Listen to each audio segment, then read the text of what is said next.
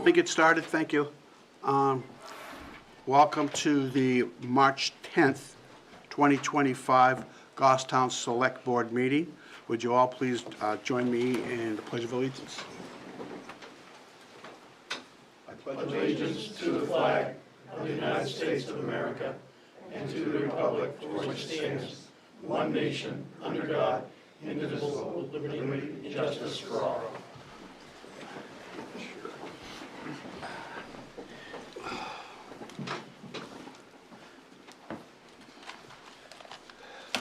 Do we have minutes? from- Yes, the minutes from the February 24th meeting. I believe I sent those out to you at the beginning of last week. Right. Move to accept. Second. Motion to approve the minutes of 2:24. Comments? Nothing? All in favor? Aye. Opposed? Abstaining? Motion passes. We have some announcements tonight. First of all, as just a reminder that Tuesday, March 11th, which is tomorrow, is voting day for the town of Goffstown and the school district. The polls at Goffstown High School and Bartlett Elementary School will open at 7 a.m. and close at 7 p.m. The town's website has a lot of information about the items on the ballots, including sample ballots for the town and school district, the 2025 voters guide with information about the individual articles, and town budget information. Next is a posted for road restrictions effective March 12th. Per RSA 231:191, the town of Goffstown may employ load weight restrictions during the spring thaw period. The town's load limit has been posted on all effective roads. This is done to prevent roadway damage and to protect the large infrastructure investment the town has made. Typically, the posting lets approximately 4 weeks from the initial posting date. Waivers will be issued by DPW on an emergency basis only as conditions allowed. Please see the Streets and Drains webpage under Public Works on the Town of Goffstown's website for additional road posting information. Now, as we go ahead with the town report is out, and there's a couple of things I'd just like to mention. That this year, that you pick it up when you go to your polling place, they should be available. This year, the select board decided to make a dedication to Captain William Bill Connor. Every select board that has just had the distinct privilege to honor an employee or resident is our honor to dedicate the 2024 annual report to Captain Bill Connor. As we all know, Bill served the town of Goffstown for many years, so I would appreciate if you get a chance tomorrow to grab the town report with the dedication. Also, Goffstown Select Board recognizes a Volunteer of the Year. This year, the board recognized Bruce Rand for his many years as volunteers, but many years of service promoting recreation, town of Goffstown.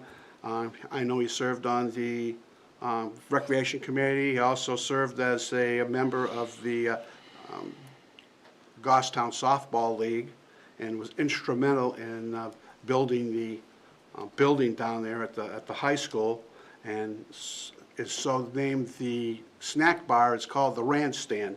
So I'd just like to thank Bruce Rand for his years of volunteering. Unfortunately, he couldn't be here tonight, but again, it's in the town report. Please pick one up as you go through your voting booths tomorrow. Next up, we're going to have public comment. Is there anybody here who wanted to make a public comment on the noise ordinance? Because the public hearing on that is done. So if there's anybody here that wants to make a quick comment on it, now would be the time to do that. Seeing none, that's fine. Is there any other comments that anybody's here to make? Seeing none, we'll move on. Fire Chief is up next.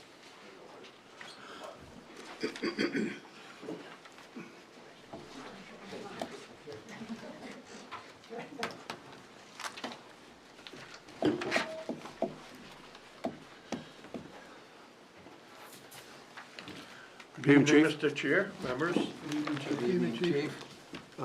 This may sound familiar to you.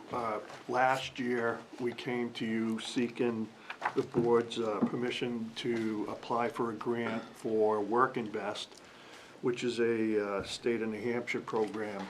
And basically, it's a reimbursement program for people that we sent to EMT school.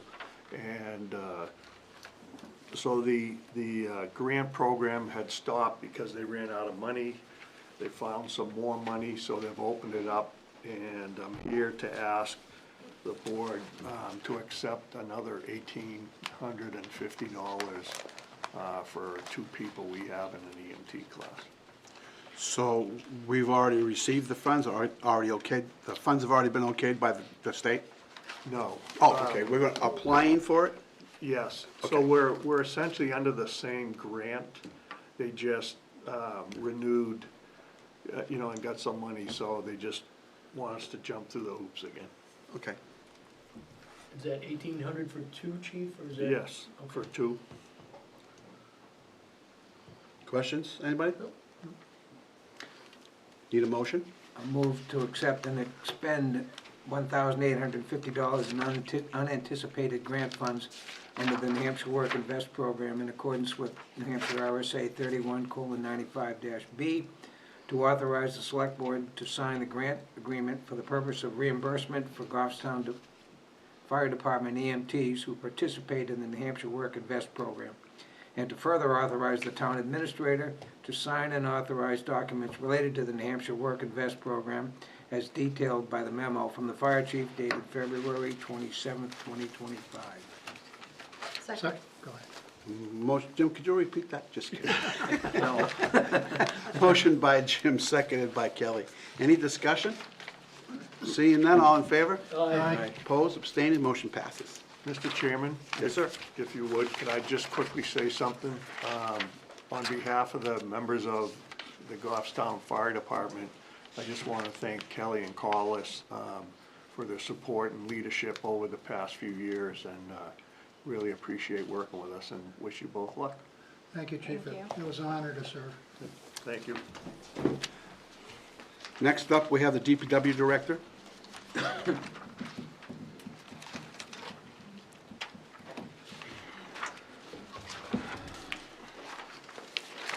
Good evening. Good evening. First, I'll apologize for the froggy voice yet again. And before I forget, I'd also like to thank Kelly and Collis for their service.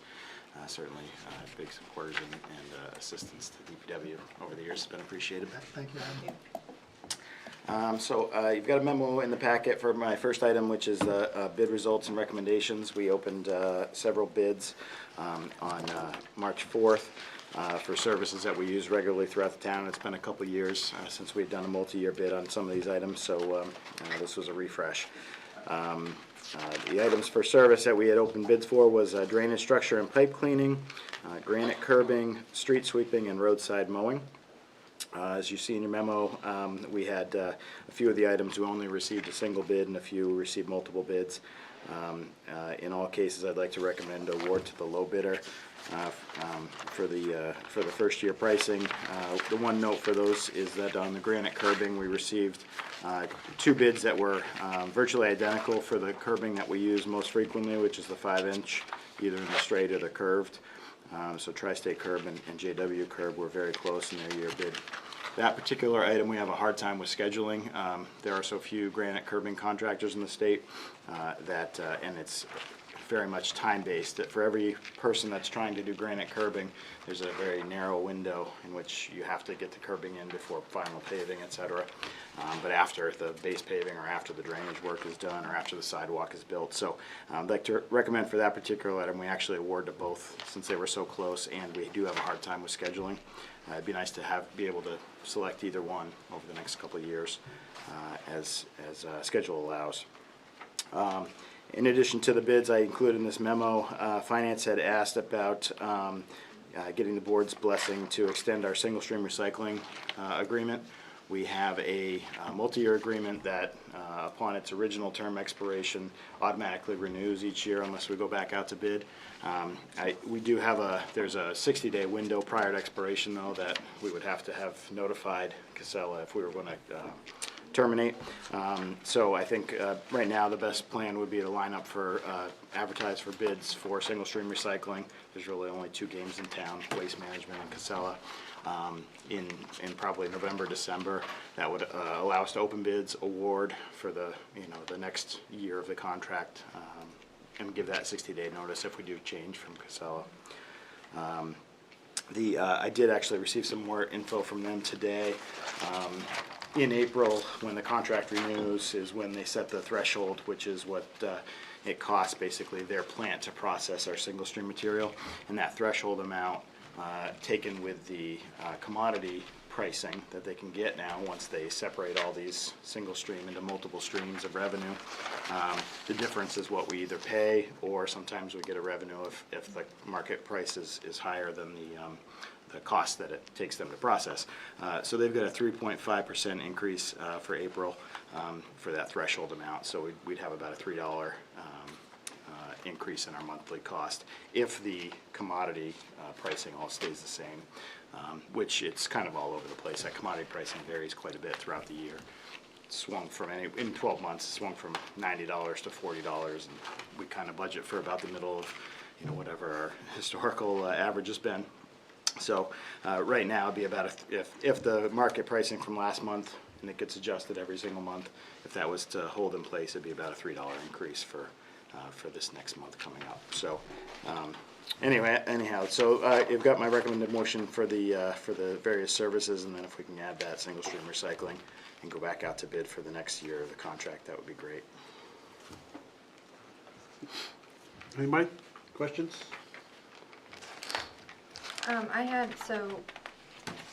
Adam, these are all 3-year, with the exception of the recycling, right? Yes, Oh, it does say it on here. correct, yeah, It's actually, we're striking, it's just a 1-year extension, actually, it's not right. a current contract, right? Anybody? Anybody else? Motion? I'll make a motion to approve the DPW contract awards as presented by the Director of Public Works. Second. Motion by Collis, seconded by Mark. Is there any further discussion or questions? Seeing none, all in favor? Aye. Opposed, abstaining, motion passes. Okay, thank you. And I have a my, public hearing in 3 It's actually at minutes. 6:15. Okay. It's at 6:15. All right, Yep. I can work under a deadline. The next one's pretty quick. It's our regular seasonal request to shift to our summer construction hours. We go from a 5-day work week, if approved, to a 4 10-hour day model, 6:30 in the morning to 4:30 at night. Take advantage of fewer mobilizations throughout the week, makes us more efficient, one less, set up and break down at the end of the day, and it takes advantage of the extended sunlight hours. We would like to run that from April 1st through Columbus Day, the Friday preceding Columbus Day.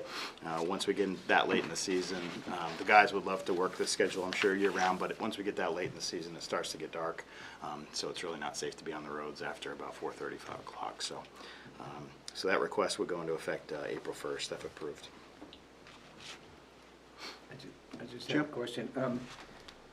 On your memo, it says that no scheduled paid or unpaid half-hour lunch break.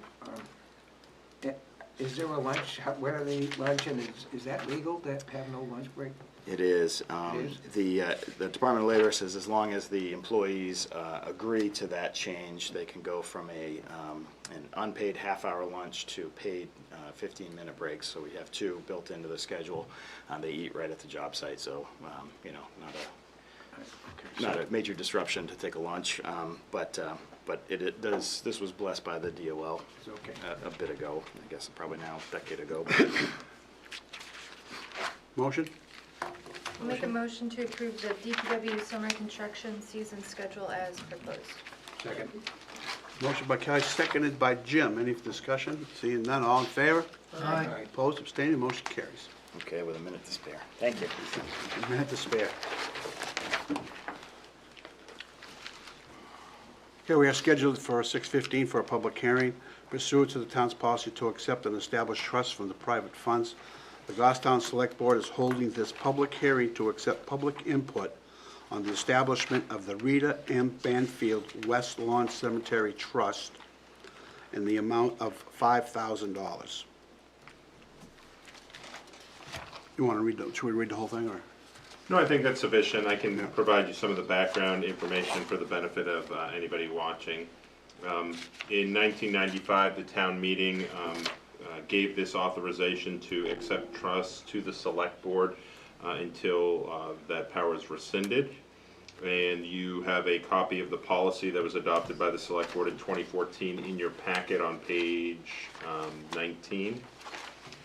And then typically, when we receive a donation to establish a trust, the trust document is very specific about whether or not the principal or the any earnings earned by the funds can be used for it.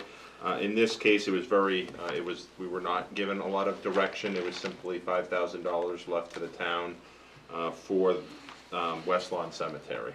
So there is an RSA. I've included a copy in your packet, RSA 289:7.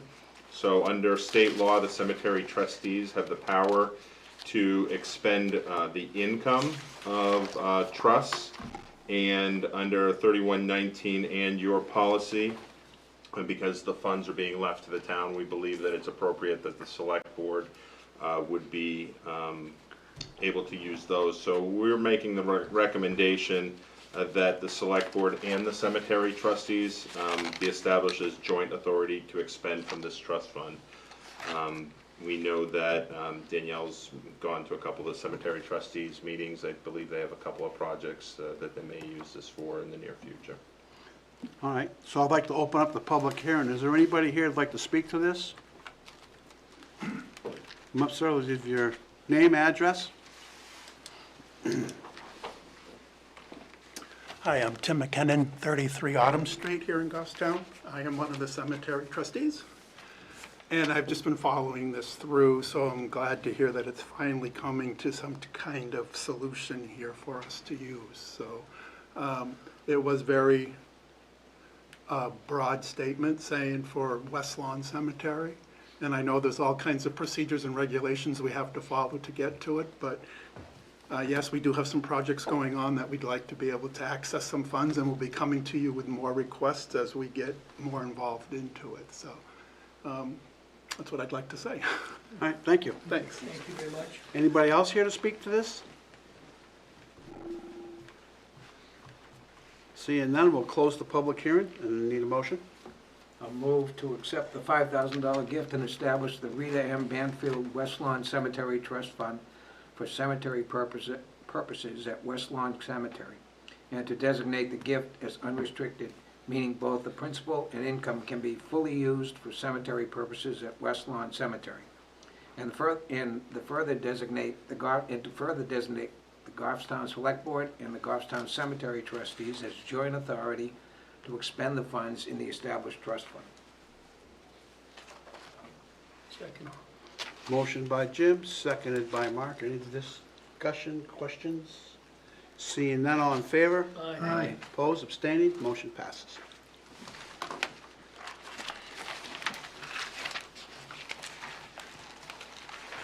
And we'll go into the town administrator's report. Great. At tab 8A, you have your meeting scheduled for this week. Again, tomorrow is town and school district voting day from 7 a.m. to 7 p.m. On Wednesday at 10 a.m., this is a time change, it's now 10 a.m., the Highway Safety Committee meeting will meet at the Goffstown Police Station. I believe that's Selectman Lemay. I will be unavailable. I'm beginning preparations for my surgery. I'll go. I can't do it. Okay, thank you. Jim, did you want to do what you said? No, I can't go. Okay, no, I'll take care of it. All right, we'll get a link of the background information Yeah. to you. And Thursday at 7 p.m., Planning Board is meeting in this room, but I believe Selectman Adams, you have a conflict? Is that correct? Patty sent me a note. No, I should be okay. Okay, If I get in perfect. trouble, I'll let you know, Okay, great, thank you. if it comes to mind. At your next page, you have your consent agenda for this week. The employee status reports, a full-time hourly bookkeeper transfer to the benefit administrator position. Full-time hourly accountant, resignation. Full-time deputy town clerk, retirement. Part-time library assistant in circulation, transfer to the full-time bookkeeper position. A full-time hourly IT help desk, new hire. Full-time hourly police officer, new hire. Full-time hourly firefighter, successful completion of probationary period. Full-time DPW truck driver, promotion to heavy equipment operator. You have a dispatch lease between the town of Goffstown and the New Boston Fire Department for 2025 through 2027. You have revisions to the town's personnel plan. These revisions were approved at the February 24th meeting. And then you have a repurchase of a cemetery lot, West Lawn Cemetery, Section 5, Lot 217. This was approved by the cemetery trustees at their March 5th meeting. Motion to approve the consensus agenda as presented this evening. Second. I have one question, just it's for Adam. Truck drivers, this is just for my own information, for truck drivers promoted to heavy equipment operator, and you're short of truck drivers, can he jump into a truck, or is that not allowed under union? So in this case, we had temporarily, due to some shifts that we had discussed previously, we had an additional truck driver position until this vacancy was filled. But yes, in general, if there's a need for a CDL driver in a truck, that's usually, for the most junior operators, they're the first ones to kind of fix in. And then in winter maintenance mode, 2, if not 3 of them, kind of take plow routes and go out on the roads with trucks, so. I'm just checking, thanks. You're welcome. We have a motion to approve the consent agenda by Mark, seconded by, somebody second that? I did. You did? By Kelly. Any further questions, discussions? Seeing none, all in favor? Aye. Opposed? Abstaining? Motion passes. Thank you. Your next page, you have the assessor's recommendations for this week. You have 2 veterans tax credits that he recommends approval. You have 2 elderly exemptions that the assessor recommends approval. And then you have 1 veterans tax credit and elderly exemption that the assessor recommends approval on. Motion to approve the assessor's recommendations as presented. Second. Motion by Kelly, seconded by Collis. Any discussion, questions? Seeing none, all in favor? Aye. Aye. Opposed? Abstaining? Motion passes.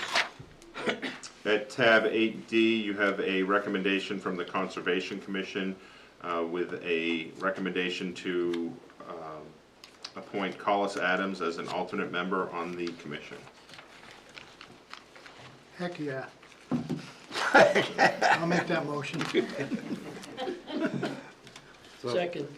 I don't think that I'll body. make that Yeah, you motion. make that motion. Mark will second the That motion.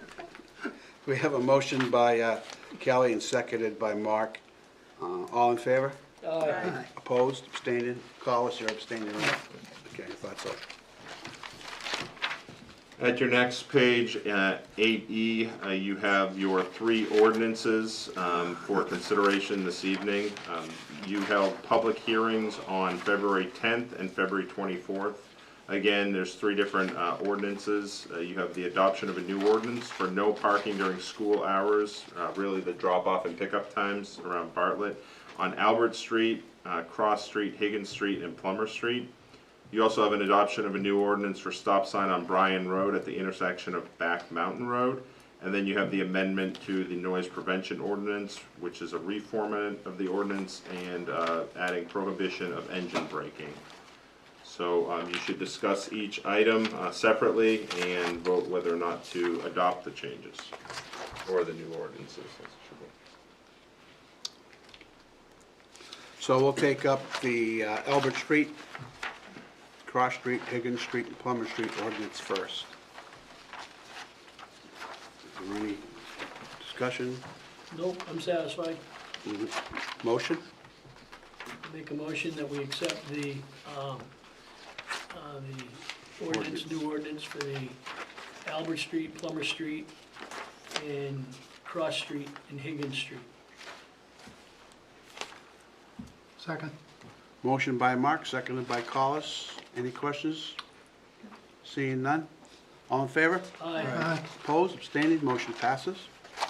We'll go on to the Bryan Road, it'd be next, which is a stop sign at the intersection of Back Mountain Road and Bryan Road.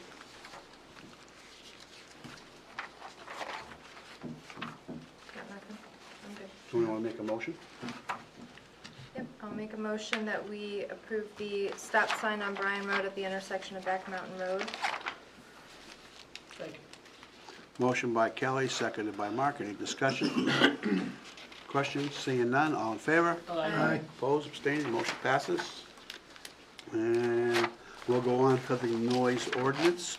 Can I speak real quick to the noise ordinance? Absolutely. So you do have two different copies in your packet. You have a clean copy and you have a red line.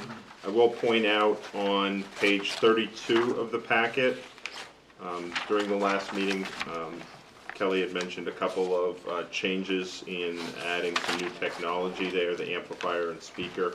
And then also on page 35, under the waiver section, previously it was the select board retains the authority to waive any or all provisions of this ordinance for emergencies, and then we added or for good cause at a duly noticed meeting. So we've added that language in there at the board's request.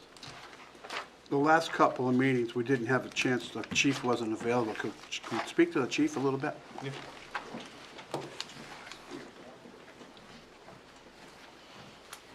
Good evening. At our last public hearing, we Yes. had comments from one of the town citizens that he feels that we need to do enforcement. How do we do that, from your point of view? Of which part? Of the noise ordinance for Yes. the Jake breaks? The Jake breaks, noise ordinance, it's all to one, because with the exhaust being changed, the Jake break, it amplifies the Jake break, is what we were told, and I know that for a fact.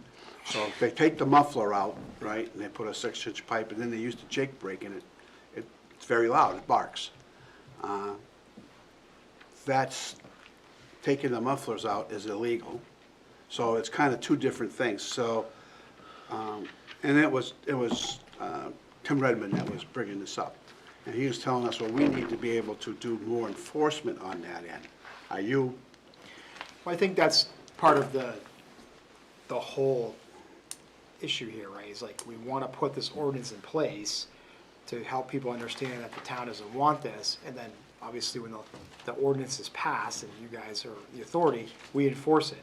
I think the problem becomes, and how do we enforce it? And the issue with the Jake breaking and the muffler RSA is we're not commercial vehicle experts. That's why we have a division of state police that they enforce motor vehicle carrier and commercial stuff.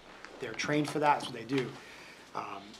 We would enforce muffler things of vehicles that don't have mufflers and things of that nature under the equipment violation, but talking to Troop G and some of our state police partners that do this for a living every day, even they said they would have a hard time coming into town and enforcing the muffler law, because in order to even see that, they have to pull the truck over, pull it apart, look at it, verify that the muffler is not in fact there. And the question they pose to us is, how do we know the muffler's not there? Do we bore scope the whole exhaust system? Do they have to pull it into a garage and have it inspected? And I think to that effect, it's a little bit outside of what Goffstown Police typically does and what we kind of can do. I had mentioned to this board early on in this that if we're going to look at Jake breaks, our department would definitely have to start talking to a few other departments, state police and some others that kind of understand what the Jake break system does and how it works. Again, if this goes through with the way the ordinance is written, we would have to determine whether it was an emergency or not. The issue with, I think, with the RSA, the equipment violation is, how do we determine that that muffler is not in there or not? And to your point, Pete, I think that if we're taking mufflers out and putting straight pipes right on, that makes the Jake break louder.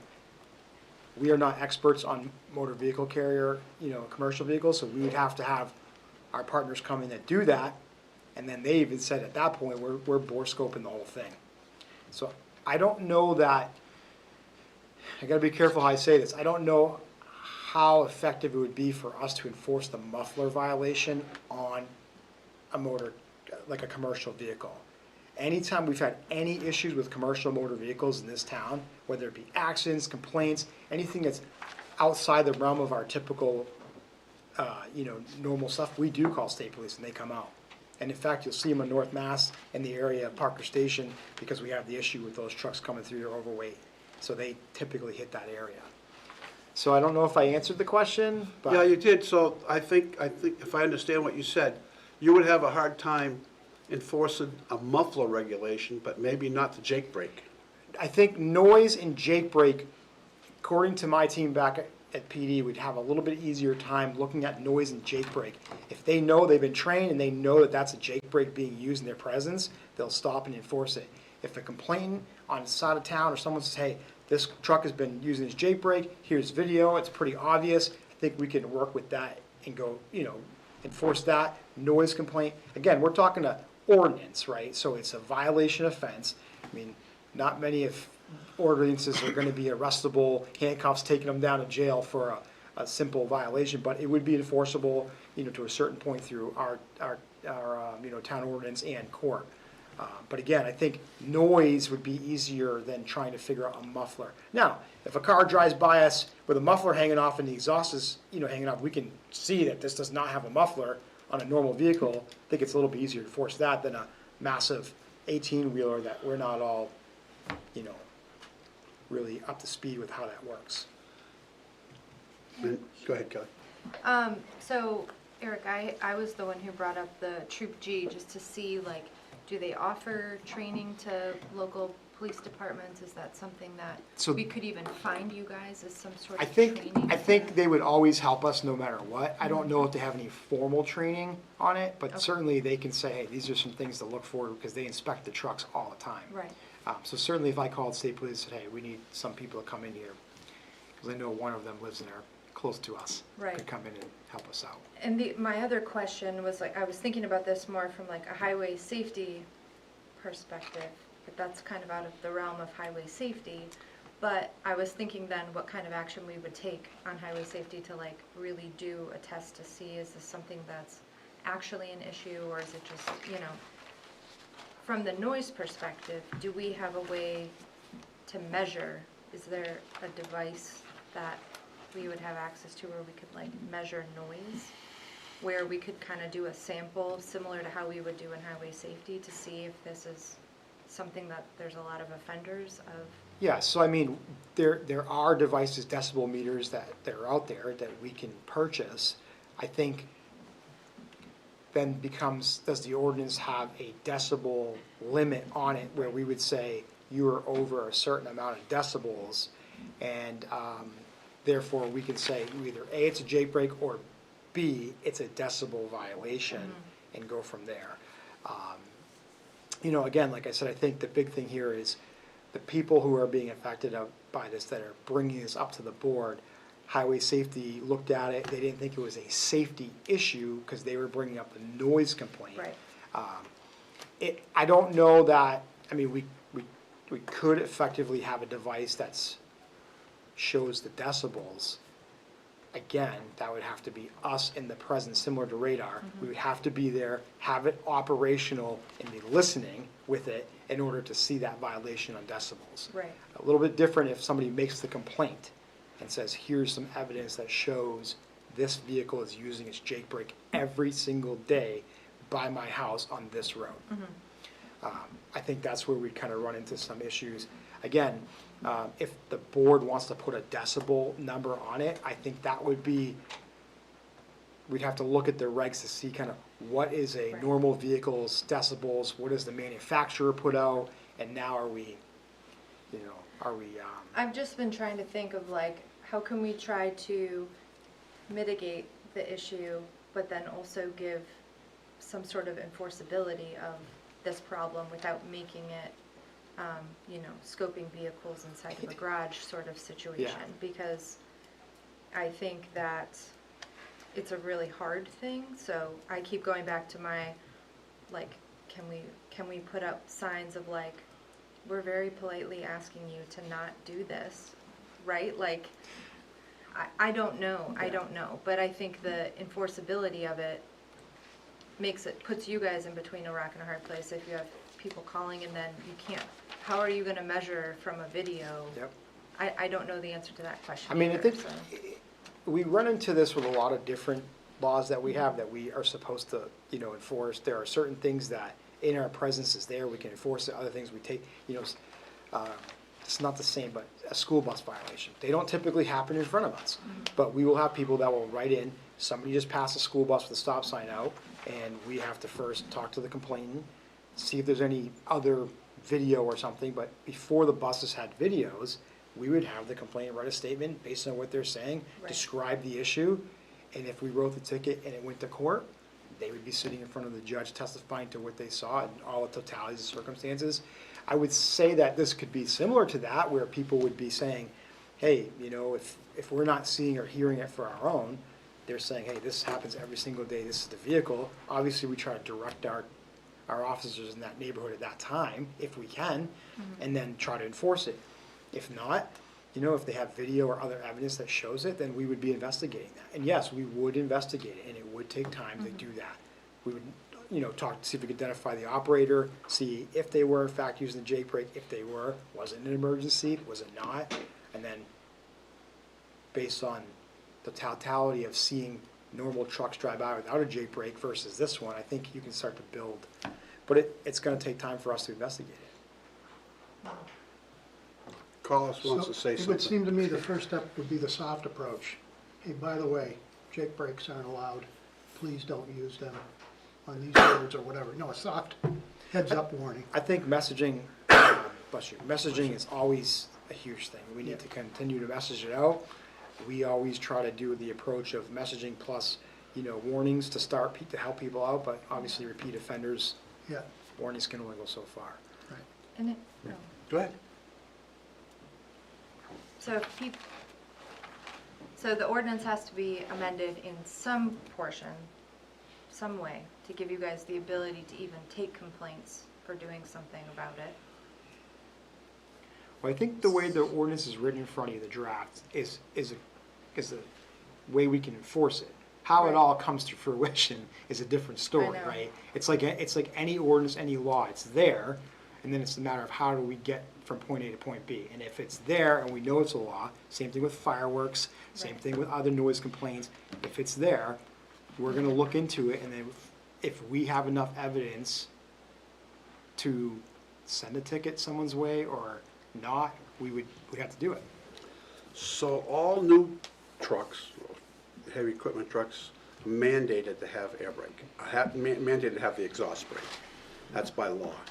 Now, whether they use them or not is the different story. Now, there are places, and I've talked to 4 people so far who drive trucks and own trucks, that there's pros and cons. If you're coming down, if you're loaded with an excavator coming down High Street, you want to be able to use that Jake brake. Yeah. Coming down off of Mountain Road, coming down Wallace Road. We know we had that one truck that ran right through the intersection at one Yep. time. There's places like that we would need to have the common sense to say, nah, it's necessary.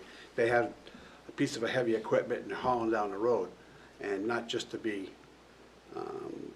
stopping them because they use their Jake brake. I think, and I don't know, does this ordinance do that? I don't think it's written in a way that we can say, if this then that, if that then this. It's very much approached that shall not use Jake brakes unless an emergency. And if the board wants to,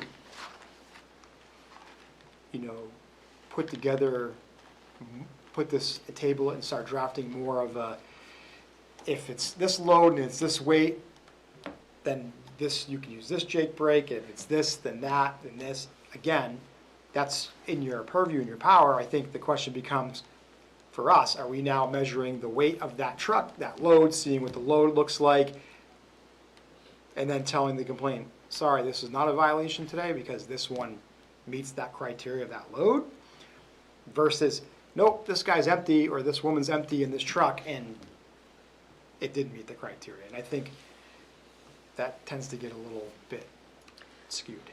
So would you say in this instance, the addition of the words "or for good cause" gives you less authority to, I think the Give them definition. more authority to I think the ignore it. definition of just good cause needs to be defined. Okay. Because anytime we go to court, there has to be, if you write someone a ticket for negligent driving, you better know that negligent driving is the gross deviation of what a reasonable person would do. Not, and that's, I think where we're at here is, people don't want the noise, because maybe there's a modified exhaust, but it's coming on us, how do we determine the noise versus what the Jake Brake really is used for, what it needs to. But if you sit on certain places, or if you're sitting in certain places, like North Mass is a perfect example, they're coming out of New Boston and they're loaded, that's a nice flat surface. They don't really need to use the Jake to come through there. If they are, they're speeding, they're going a little fast, and they're using it so they can get right into where the speed drops, and then they hit their Jake. And the same thing at 114, 114A, they come in, from St. Anne's Drive down into 114, 114A, they're on the Jake, so. I mean, I can see where it can be a real pain, but we also have to be reasonable, and that's what I'm afraid that we may not be doing it the way this ordinance is written. I mean, originally, my understanding is this was brought to this body from some people in town that were not happy with the Jake Brakes in front of their house. And it turned in from a location of this part of town and that part of town to, we really looked at the entire town, which, if it's what it's intended to be used for, hills and emergency braking seems to be, what it's intended for, whereas it's not really for a 50, 45 to a 35, or 30 to a 25, right, when you have ample signages coming to you. But again, I'm not a truck driver, I don't know. I just think that the ordinance and the way we're gonna enforce it is really just alleviating the noise issue. And that's gonna be a problem when you're trying to figure out, is it a modified exhaust? Is it really the Jake Brake? And then if you add in, was it loaded or not loaded, and for what reason? That makes it a little bit more difficult for our entire staff to, literally have a flow chart to figure that out. But Chief, it seems to me if you would at least put up, an alert sign, by the way, according to ordinance such and such and such, Jake Brakes are not permitted within the town of Goffstown. Wouldn't it take away the cover of, I didn't know? Well, as one of my great predecessors, Steve Mournier, always said, ignorance to the law doesn't make an excuse to violate it. I think if you I message understand it, and and you say, this is an ordinance and it's enforceable, Yeah. you might stop the average person that follows the law and they understand it, and then the other ones we might catch here and there. And I would assume that the trucking industry is small, like a lot of other industries, and once the word gets out that Yeah. that's gonna be enforced, I'm sure they'll figure it out. But again, I think the totality of the circumstance, we're talking about a violation offense. If this vehicle's coming down High Street with a huge load and it hits his Jake Brakes and someone complains about it, and we're looking into it, and it seems like it was a reasonable effort to slow that truck down due to something, probably not gonna write the ticket, but. But then there it goes back to somebody saw it, took a picture, took whatever, and then you've got to send somebody out to investigate it. The guy says, I was loaded, and I mean, it's just, I can see a real problem with it, but, okay. I don't think loaded or not loaded should play into the factor, because I've seen some of the trucks that are loaded or unloaded still make quite a rattle. I don't think that is something we should take into consideration for adjusting the ordinance that we're looking at. I mean, I see them, I spend quite a bit of time in Pinardville, and I see them at the 114 and Mass Road, when they're coming from Bedford down, and they're going to the sand pit in New Boston. When they're empty, yeah, they make a significant noise, and it's very hard to tell, I don't think that should be put into this to make it, whether it's, a valid issue. I don't know. So if this goes through, which I think it probably should, just to, because it's something that I think we need to work on, I think, still. But I think in order to stop what's happening now, I think what we need to do is put this through, get some signs up, but get some message boards up in a few spots saying effective such and such, Goffstown is a no Jake town or whatever. Would that make sense? I mean, to do it that way? I think if our ordinance is in effect and it's voted in, then yeah, messaging always is appropriate. You know, I think if we have identified specific areas in town that seem to be more prevalent than others, then that's where we should target that messaging. And if North Mast, up by the cemetery, is good, and I think if Adam has the ability to help us out with some of those signages, and we can put the message boards up, you know, I think that messaging is always a huge, huge help. You know, I know that one of the persons lives somewhere in the area of just past North Mast, but in the South Mast area, you know, we could probably message somewhere right around that area too. But, because it sounds like it's coming into town and then coming into the circle at Wallace Road was the two complaints that I had heard about. Coming into Wallace Road's roundabout there, allegedly hitting these Jake brakes, you know, coming into the circle. But High Street's horrific too. Yeah. I spoke to John, Yeah. and he said High Street's a problem because when you're coming down, it's a long Yeah. slope all the way down. And you really need to be able to use that Jake if you're hauling a piece of equipment. Yeah, coming I into think- downtown. I think we need to be tolerant to a certain extent. Now, coming down flat surface like North Mass doesn't make any sense to me. I mean, there's no reason for that. But I think we need to be, we meaning your department more or less, needs to be a little bit tolerant. Well, I think we all have discretion, sorry. to Yeah. interrupt. Nope, I was just gonna say, on page 34, section L, there's the exemptions section. And I think that's the paragraph that allows for the tolerance and the best judgment to say, this is a street where it would be unsafe for you not to brake appropriately or with a full load or, you know, whatever. I don't know if you want to read that section, but I think that kind of gets at what you were talking about. Yeah, the exemptions? Yep.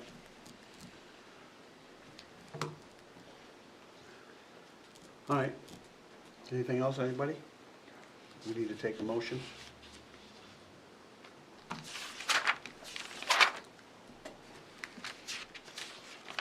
Don't everybody speak at once. Can I ask a question? Go ahead, Jim. It's nothing to do with Jake Brakes, but I'm thinking about Penardville Club that we hear every summer that you can't seem to do anything about because there's no authority to, and I'm wondering whether, I mean, this seems to me the time to make sure that we can tighten that up, and I don't know that we have. Oh, I understand, yeah. Loud, you know, live music outside, there's nothing in here that I don't see addresses that. And Well, the portion about music and megaphones and other Phonographs. that have been in there, it's 10 PM. That was always for our issue was, or unreasonable noise, right? So we've had times where we've had a neighborhood complain, and we went in there and said, we're done, this is unreasonable, and it's been done. Then there were other times where the people would say, it's unreasonable, and then it was, well, it wasn't unreasonable, because only one person complained, and then it was 10 o'clock, so they stopped. And then they called it 2 o'clock because there were people that were out talking too loud. So there were some things in there that, for sure, the 10 PM thing, they would play from 6 to 10, and quite honestly, there were a few that were unreasonable, especially when you live in that neighborhood. And Jim, that particular place has issues already with planning board, right? Is it planning board or zoning? Correct. Yeah. And I think that So was some that's of being- our, So is it being addressed? Yes? I think there's always I the don't- potential, but I think the thing is, in your noise ordinance, there's a 10 PM cutoff. Right. If you're going to go before that, it may aid the police department in looking at other ordinances for what they have for decibel levels, because that's a quantifiable measure. yeah. Right now, it uses language of reasonable and unreasonable noise. And I'll give you an example. I don't want to take up your whole meeting, but you know, we had a certain neighborhood where a particular person in that neighborhood would constantly complain about unreasonable noise from all the neighbors. And we used to say, okay, you think this is too loud, we would go ask all the neighbors. And all the neighbors would say, no, that wasn't too loud. So we would say, this is not unreasonable, because the neighborhood didn't feel it was unreasonable. Just one person was not feeling it was reasonable. I think with this particular business, we have a multitude of things that are going on, one of which is noise. And when it becomes unreasonable, we can give a ticket to whom? The manager, the president of the club, the person who's bands there, and then they just go to court. Right. And get their $100 fine, and, you know, so that's where we have to continue, it's not only for us, but planning, zoning, development, and the board. Can you fine them up to $1,000? We could, Violation, if you wanted. if the judge wanted to, sure, especially if it's repeat offense. And quite honestly, we have not had too many complaints this year on that, or last year, I don't, but I think there was one or two last year that we kind of,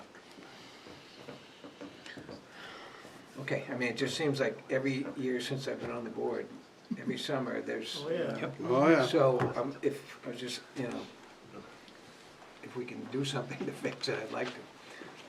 So, I mean, if You you can put. amend it again. what? You can amend it We again. could.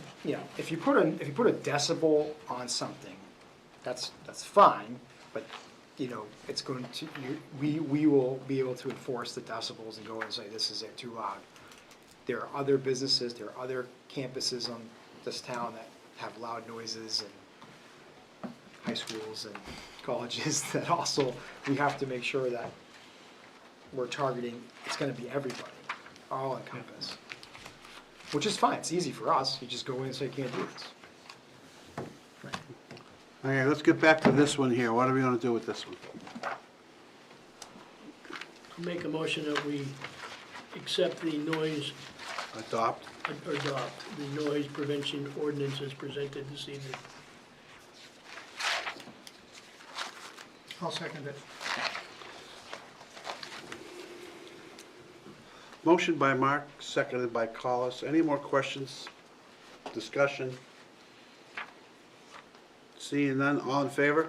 Aye. Opposed? Abstaining? Motion passes. Thank you, Chief. Okay. Thank you. Thanks, Chief. And Pete, if I may, I also, Chief of Police, and on behalf of the Goffstown Police Department, would like to thank you both for your service to our town, your leadership, helping our agency always be successful, so thank you so much for all your hard work and dedication to our community. You're most Appreciate it. welcome. Thank you very much.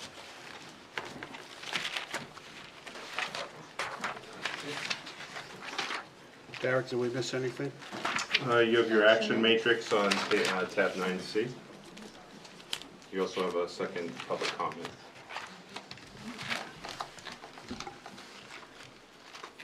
On the old business stuff, everything's pretty much the standards, nothing's changed much. Correct.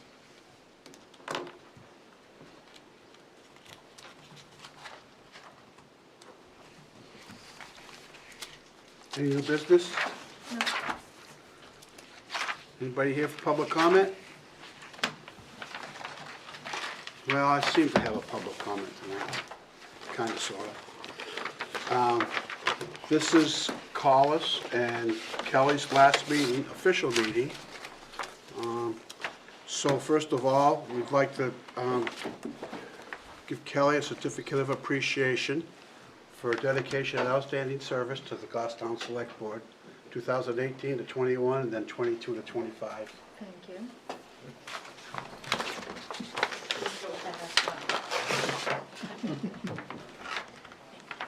Thank you. And Collis would like to, we have a plaque here for you for your service from 2012 to 2018 and 2019 to 2025.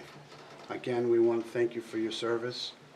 It's been a privilege serving with you guys. We're going to miss you.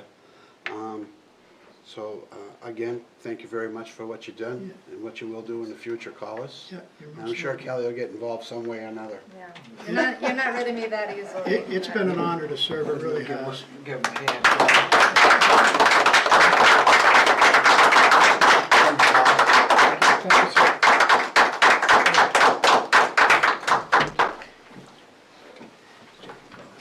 So if I could just leave one parting comment before I leave. That is to the folks who are in here, anybody watching on GTV, and anybody in the community in general. I just have a little advice and request from you. Please be kind to one another. Treat each other with respect, and we will be a much stronger community for it. Thank you. Well said, Collis, thank you very much. Anything else? Nope. Motion, Mark? Motion to go into non-public session, RSA 91A:3(2) for compensation, anything else? No, that's it. Second. Motion by Mark, seconded by Collis. Roll call vote? Yes? Yes. Yes. Yes. Yes. That'll conclude tonight's public portion of the meeting. Thank you.